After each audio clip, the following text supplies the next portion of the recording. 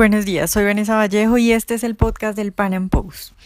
España atraviesa tal vez uno de sus momentos más complicados en lo que va de su historia reciente. Una coalición independentista quiere apartar a Cataluña de España. Muchas dudas y cuestiones surgen respecto a este movimiento independentista. ¿Tienen razón en decir que Cataluña necesita más independencia? ¿De verdad el gobierno de Rajoy los obligó a llegar a estos extremos? ¿Son un movimiento definitivamente de izquierda o no podemos calificarlos tan tajantemente?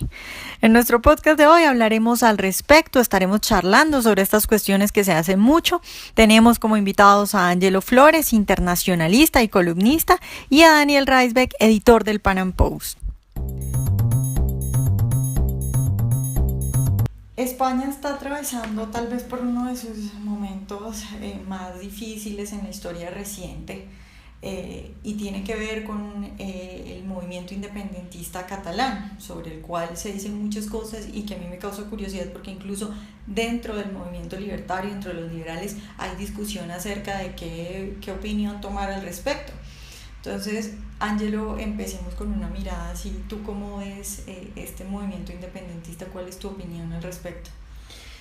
Pues hay que ver quiénes son los actores que promueven la independencia en Cataluña. Entonces, por un lado, la extrema izquierda, que se llama las CUP, es un movimiento anticapitalista, nacionalista, que tiene como modelo incluso la Cuba de Castro, pero no son solo ellos, también hay unos socialdemócratas y digamos que un sector de centro de Cataluña, un nacionalismo de centro, diríamos.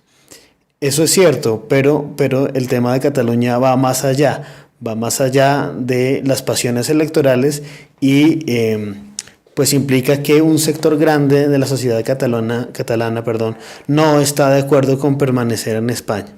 Eso ante los ojos de la Constitución española implica ilegalidad y digamos que la tensión está ahí.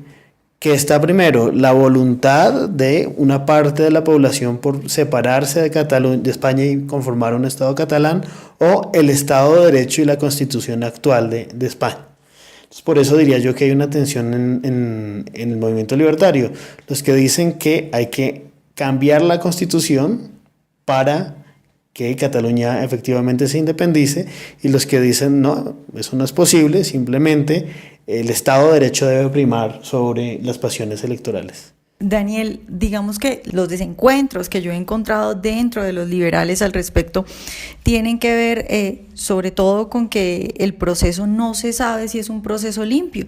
Es decir, en la votación que hubo el domingo pasado, por ejemplo, los últimos noticias que salieron es que la Generalidad de Cataluña había robado datos de las personas, es decir, robado. Ahora, habían pueblos en los cuales había más votación de los habitantes que hay en ese pueblo.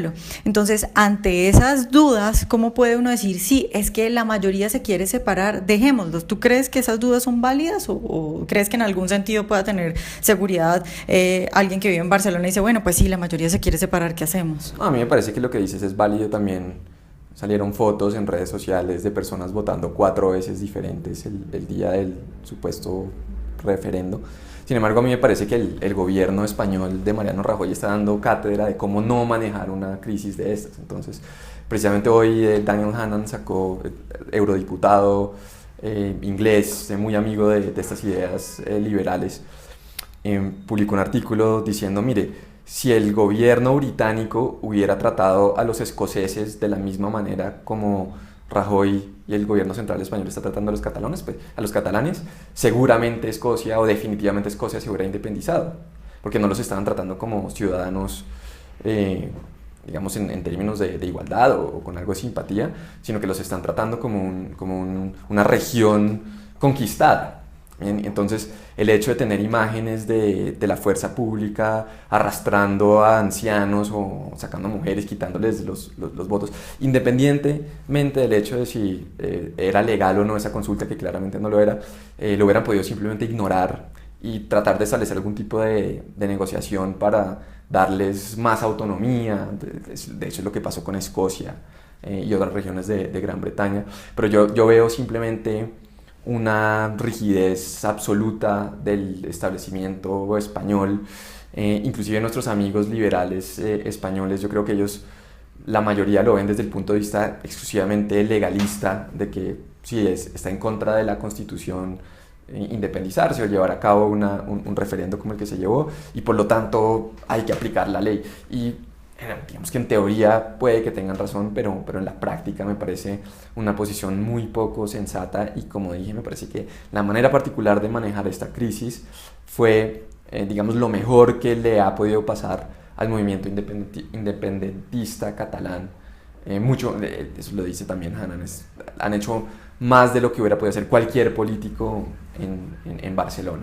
Bueno, yo estoy un poco en desacuerdo con eso. Lo que estuve investigando es que Rajoy en el 2016 invitó a Puigdemont a que fuera al Parlamento a presentar un programa, y el señor ni siquiera se atrevió a ir al Parlamento.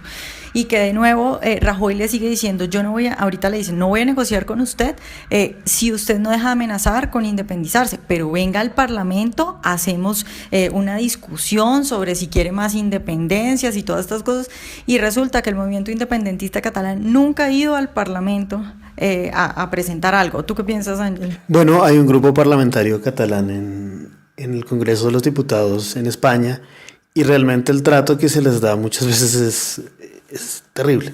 Se les dice que son criminales, prácticamente separatistas. Bueno, entonces yo creo que sí hay una voz del separatismo catalán en el Congreso de los Diputados.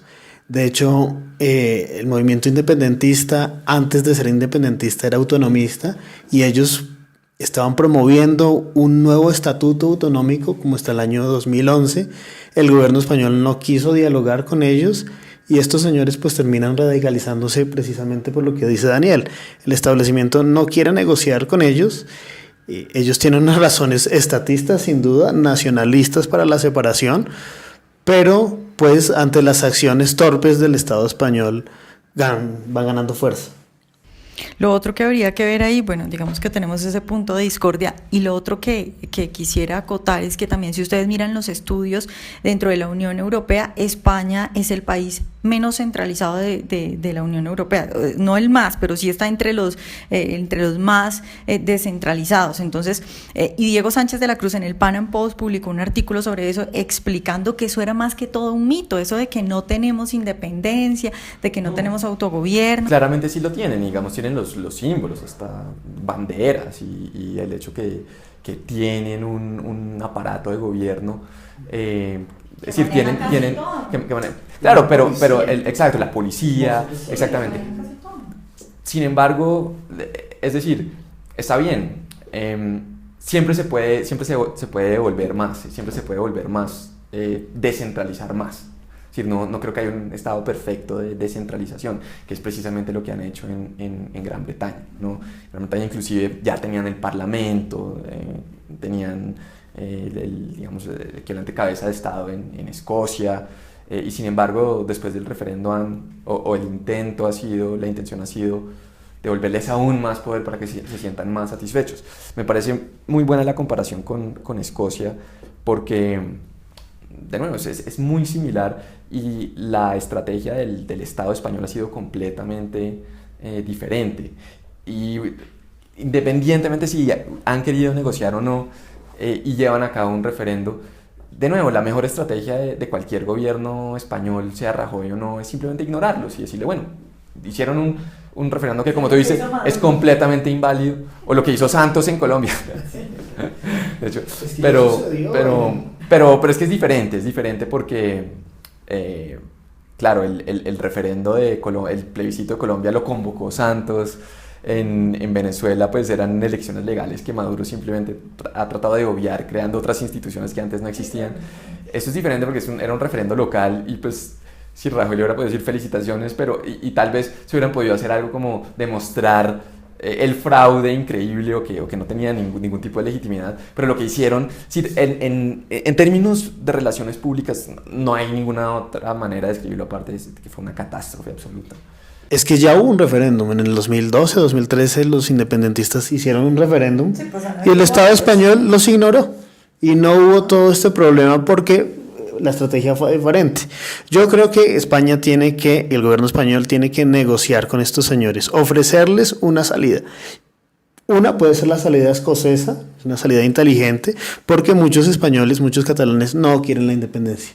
Y la otra es ofrecerles más autonomía, no necesariamente lo que sucedió en Escocia. Ofrecerles, por ejemplo, más control sobre sus recursos, que sean responsables fiscalmente sobre sus recursos, y darles, por ejemplo, la opción de ser un Estado libre asociado, que es lo que piden muchos vascos, por ejemplo. Yo diría que tal vez en este momento ya es demasiado tarde, sí, después de lo que pasó el domingo, porque sí, yo creo que una gran porción del electorado catalán, después de ver eso, inclusive los que eran escépticos de la independencia, ahora van a decir, no, es que ya realmente vimos la naturaleza real del Estado español y no queremos nada que ver con eso. Y no me sorprendería que si hay una encuesta, si fuera seria, saldría que ahora sí hay una mayoría a favor de salirse de España. Sí, el elemento que no hemos mencionado, pero que es importantísimo, es qué repercusiones tiene esto a nivel europeo. Porque la Unión Europea la han criticado mucho por no haber dicho nada, ¿no? El Juncker, el presidente de la Comisión Europea, no ha dicho absolutamente nada, porque es algo muy complicado para ellos, porque ellos saben que si Cataluña en efecto se independiza, que era lo mismo que pasaba con Escocia, pues eso tiene un efecto cadena, porque hay muchas otras regiones que se quieren independizar de su país. En España misma está el País Vasco, en Bélgica hay movimientos muy fuertes separatistas, en el norte de Italia, y la lista simplemente continúa y continúa. Entonces, desde el punto de vista de Europa, los eurofederalistas, y Juncker es uno de los principales eurofederalistas, también está Guy Verhofstadt en el Parlamento Europeo, ellos siempre se jactan de que Europa, José Manuel Barroso, que fue el predecesor de Juncker, decía, que creo que fue un error haberlo dicho, pero él lo decía con mucho orgullo, que la Unión Europea es un imperio no imperial, y a ellos les encanta mostrar el mapa de la expansión de la Unión Europea en los últimos años con los países de Europa Oriental, y obviamente eso, y en ese momento incluía Gran Bretaña antes del Brexit, y mostraron una Europa una normalmente azul, básicamente llegando hasta, bueno, Ucrania, este sector de Europa Oriental. ¿Y qué pasaría, no, si vemos el mismo mapa y de repente Cataluña no forma parte de la Unión Europea? Porque ellos no pueden aceptar a Cataluña como parte de la Unión Europea, porque si no, habrá realmente muchísimos otros movimientos que van a querer hacer lo mismo de Cataluña. Inclusive a nivel global, hoy salió un artículo en Bloomberg, si no estoy mal, que decían que en el sur de Brasil hay 3 estados que también se quieren independizar y están tomando o se están inspirando en lo que pasó en Cataluña. Entonces esto es realmente importante, pero mucho más allá de Brasil, porque creo que no vaya a pasar nada grave, pero a nivel europeo sí es muy grave. Es que en Brasil ya hubo referéndum. São Paulo hizo un referéndum, votó nadie, votaron 3.000 personas, y el Estado brasileño los ignoró, y creo que debía ser la postura del Estado español, acompañada de ofrecerles más autonomía. A ver, el otro punto es cómo ya se está viendo el golpe económico, ¿no? Y los empresarios son los primeros que pueden ver cuál es el futuro. Es decir, cuando un empresario mira en dónde establecerse, mira varias cosas como la estabilidad política, cuánto se van a proteger los derechos de propiedad, la estabilidad económica. Y nada más hoy, la bolsa de Cataluña bajó en un 2.8%. También se sacan cifras de que el 70% de las exportaciones, es decir, de todo lo que exporta Cataluña, el 70% va a la Unión Europea. Entonces, si Cataluña se independiza, ese 70% tendría nuevos impuestos.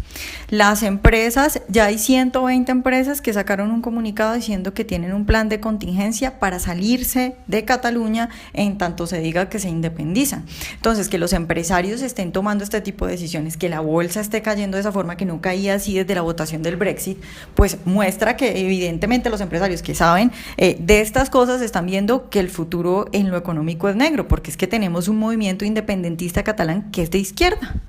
Pues hay de todo, ¿no? Hay un partido que es de derecha, pero es un partido que está agobiado. No, ahí sí... Claro, ahí sí, no, ahí sí tenemos un encuentro. Es un partido que está agobiado por la corrupción, que está muerto, no tiene, mejor dicho, es un cadáver político, no tiene votos porque está lleno de investigaciones. Y entonces los otros 2 partidos que son de izquierda, uno de izquierda, otro de más izquierda, son los que están manejando ahí todo el panorama. Entonces, y los empresarios ven eso, por eso es la catástrofe. Lo que pasa es que lo que dices de la economía, el nacionalismo en últimas es algo muy poco racional, sí. Y yo creo que impacta más a mucha gente a la hora de votar, si se fuera a votar de manera legal. Le impacta mucho más unas imágenes como las que vimos el domingo de la fuerza pública española arrastrando votantes y tratando de quitarles a personas en colegios las urnas, que el argumento de que el PIB va a caer por cierto porcentaje. También el ejemplo del Brexit es bueno porque el lado que se oponía al Brexit durante el referéndum decía no, la economía va a colapsar y sacaban todo tipo de cifras. Y lo que ha pasado, bueno, sí cayó la libra, pero económicamente no ha sido un desastre para nada, en absoluto. Entonces, bastante diferente a lo que está pasando en Cataluña. no, sin duda, no estoy diciendo que es lo mismo, pero estoy diciendo que uno tiene que también tener mucha cautela con las predicciones económicas de expertos y de empresas que realmente tienen algo muy concreto que perder en el corto plazo. Ahí está el tema de la negociación. Gran Bretaña está todavía planteando su Brexit. Si Cataluña se independiza, al día siguiente no hay negociación posible, sale de la Unión Europea. Claro. Entonces creo que ahí sí hay una diferencia profunda. Sí, porque no es un Estado miembro. Claro, tendría que hacer el proceso de adhesión. Incluso para tener un tratado de libre comercio con la Unión Europea, eso le tomaría mucho tiempo a Cataluña. Bueno, yo sí creo que definitivamente sería un desastre económico donde logren independizarse y estos dos partidos se tomen el poder y ya están proponiendo cosas que uno dice, bueno, están totalmente sacadas de lo legal y de lo normal que uno se puede imaginar, como que sea el presidente el que designe ciertos jueces, unas cosas que uno no entiende. Entonces, pues yo sí creo que sí sería un desastre. Ahora el punto es que yo creo que acá no hay un punto de retorno, no sé cuál puede ser la solución, porque ya los líderes del movimiento independentista han dicho, nos tienen que llevar a la cárcel, no importa, pero esto no se frena. Sí, están creando, la comparación es exagerada, pero desde el punto de vista catalán están creando unos Gandhis. Esto es lo que ha sucedido en todos los países donde se han independizado y el país colonial, o en este caso pues no es país colonial, pero digamos la metrópolis o el país fundamental, España, no ha manejado bien la situación y está victimizando sin quererlo a los catalanes nacionalistas. Espero que hayan disfrutado esta entrevista de hoy. Recuerden seguirnos en nuestro canal de YouTube y en nuestras redes sociales para escuchar todos nuestros podcasts.